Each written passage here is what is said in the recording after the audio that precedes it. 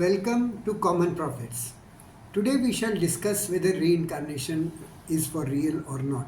Very often people believe that there is nothing beyond death and all that exists is in this life. But all the religions universally acclaim that there is afterlife. So what is the argument for and against reincarnation? We all know that the fetus in mother's womb, at a certain point it begins to beat, the heart begins to beat.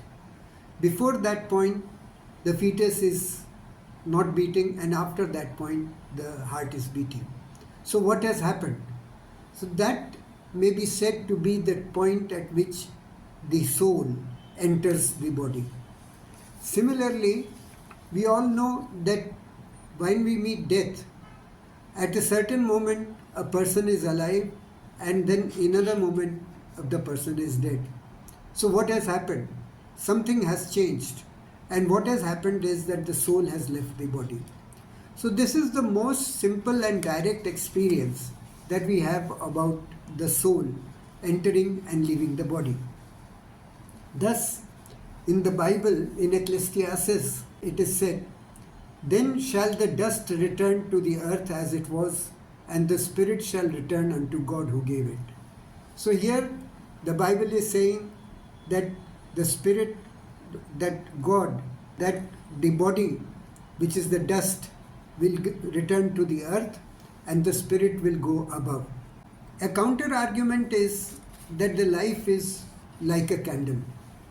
If you sniff off the candle, the flame is gone. It's just gone. There is nothing more to it. But what has actually happened is that the flame has become latent.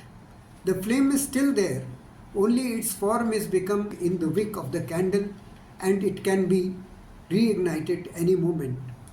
So similarly, when a person dies, the flame is gone, but the flame can come back in another form. The flame, after the candle is wiped off, it may be different. So, like that, when a person dies, the soul migrates and it gets into another body, and the cycle continues. The argument is that how do we know that the soul exists?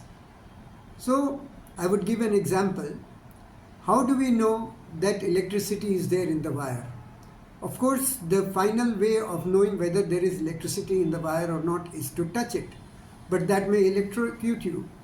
So what we do is we listen to others.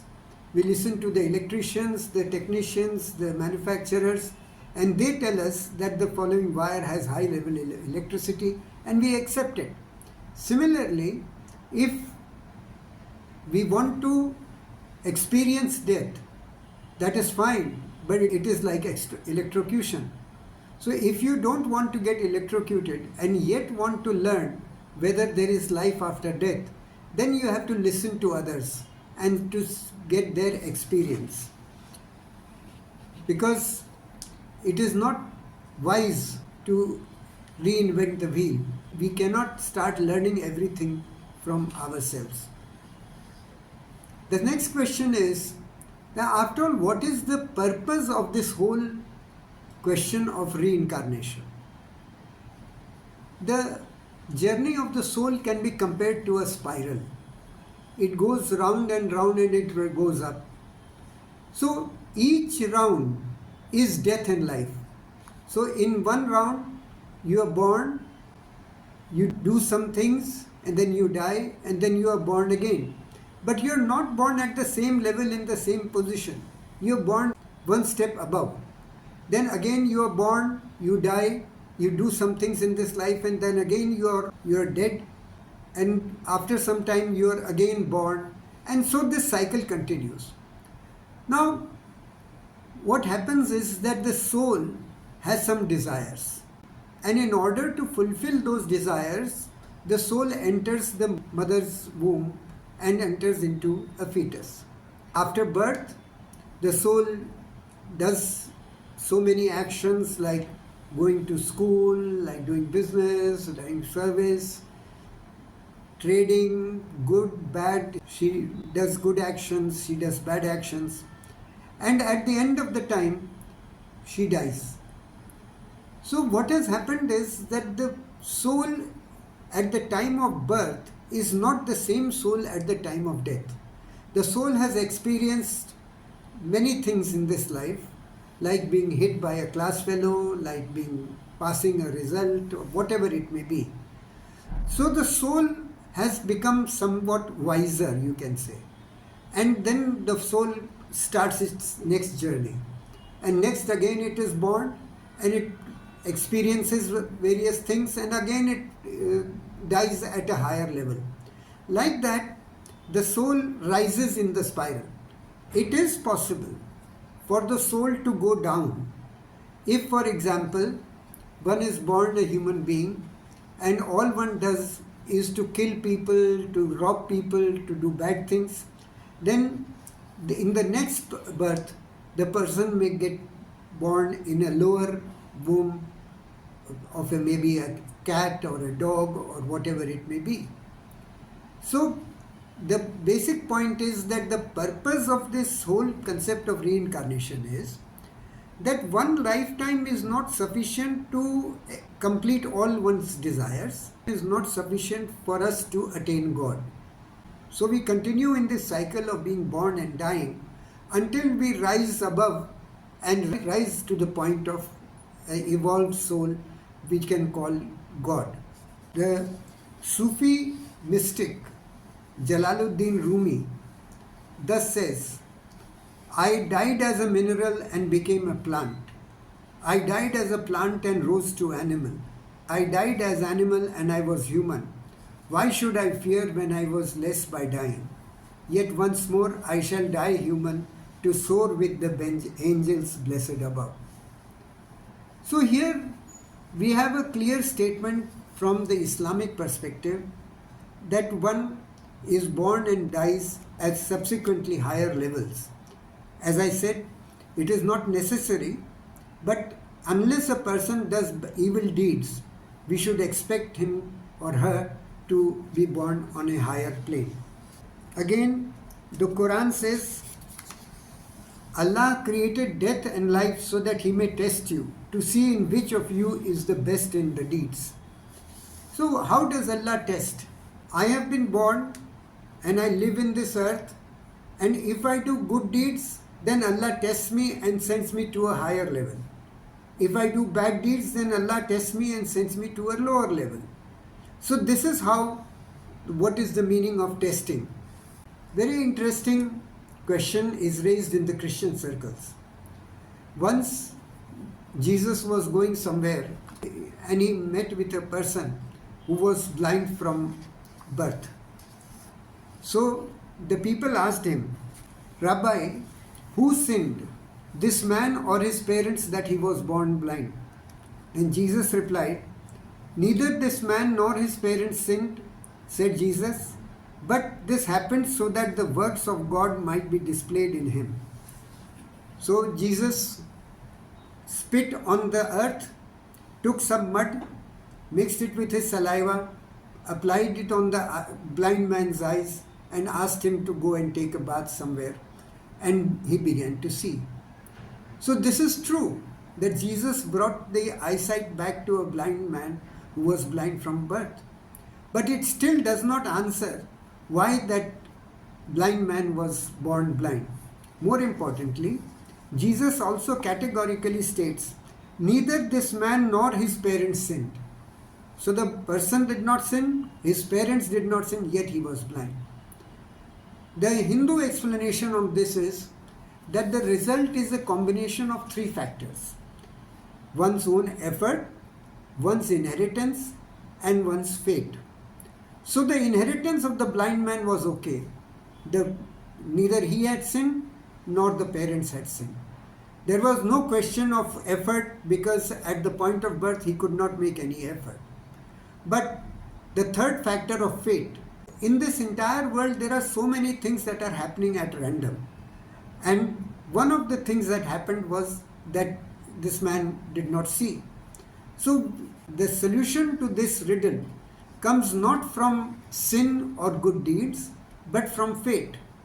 And the triple combination of one's effort, one's inheritance, and one's fate is what leads to the final result. Now the question is, how can we know that the soul exists? The best method is meditation. Like Buddha meditated, and in his Jatak Mala, he talks about his 76 or so previous births. Once he was a laborer, once he was a goat, once he was a something, and he was able to see his large number of his previous births. But a counter argument is that such knowledge during meditation could also be hallucination, because you want to see previous births, so therefore you see previous births, although they may not have happened. So the solution of this riddle is to look for the experience of other people who have meditated. Just like one electrician saying that this electric wire is charged and don't touch it may not convince you. But if you check with 5 different electricians and each of them warns you that don't touch the wire because you will get electrocuted, then most likely you will not touch the wire. Similarly, don't rely on one person. We need not rely on one person or one Buddha to establish that there is rebirth.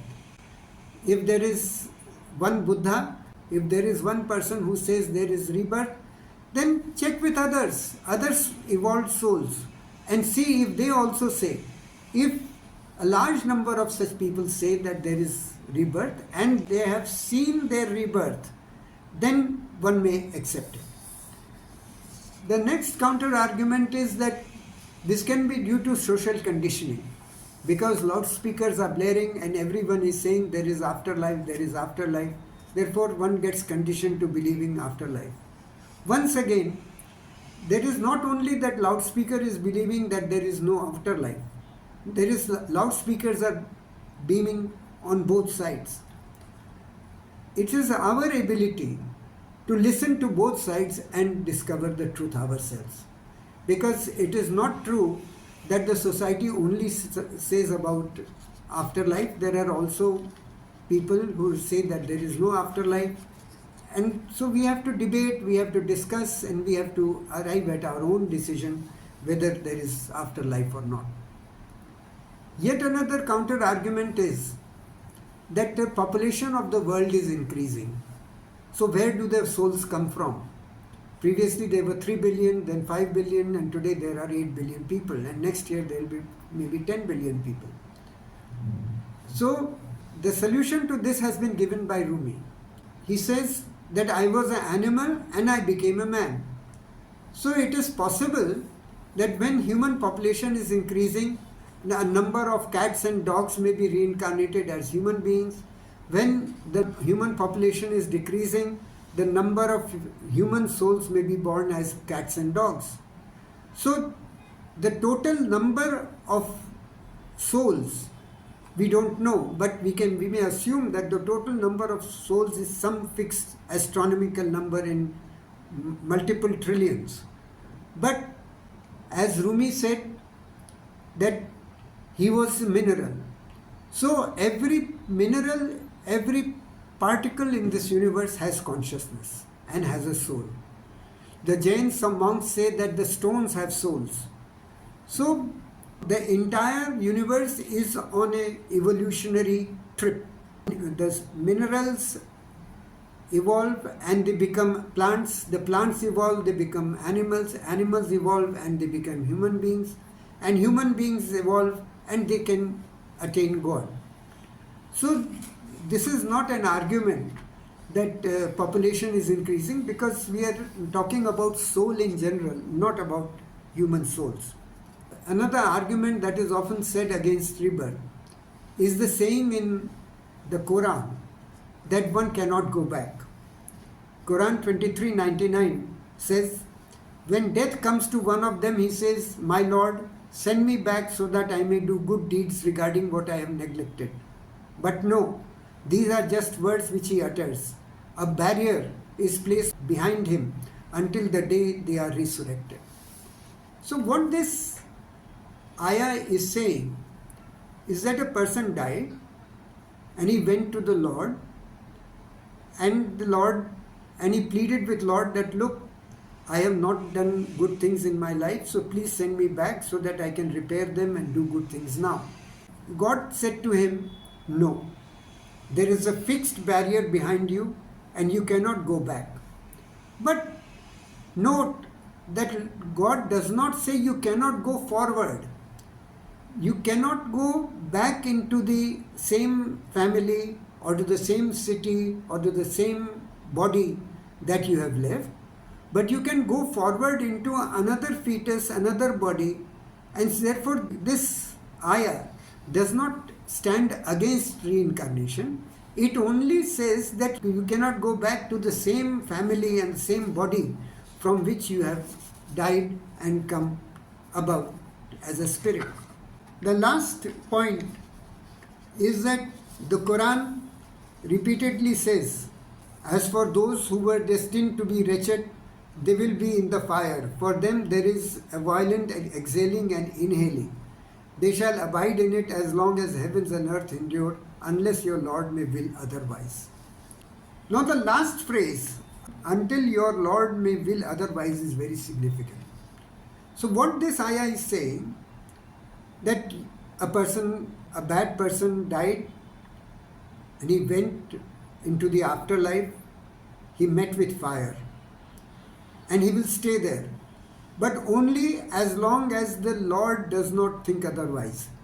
So if the Lord wants that person's soul to get purified and go back to earth in another body and to do good deeds in this life, then the Lord will put an end to the suffering in fire.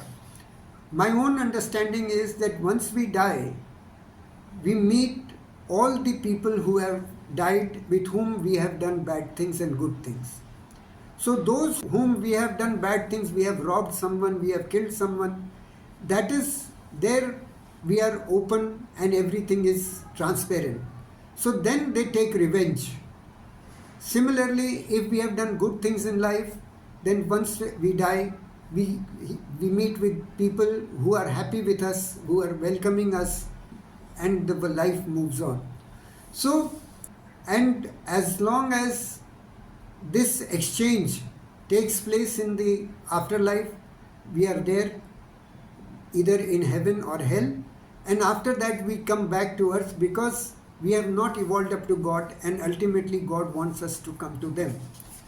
So once we have done enough of give and take of the things we have done on the earth, then we are born again, and again we start a new cycle where we have a choice either to do good things or to do bad things. So if we look at everything, I think even the religious texts clearly say that there is rebirth, and plain simple logic also says that there is rebirth. So we should acknowledge that there is rebirth, and we should indeed be afraid of doing bad things, because then even if we don't get punished in this life, we will meet those people whom we have done bad things, we will meet them in the next life, and then we will be punished. So this is the time to rethink about reincarnation and to accept reincarnation and move forward. Please do not forget to like and share this post, and we hope to see you again as soon as possible. Thank you.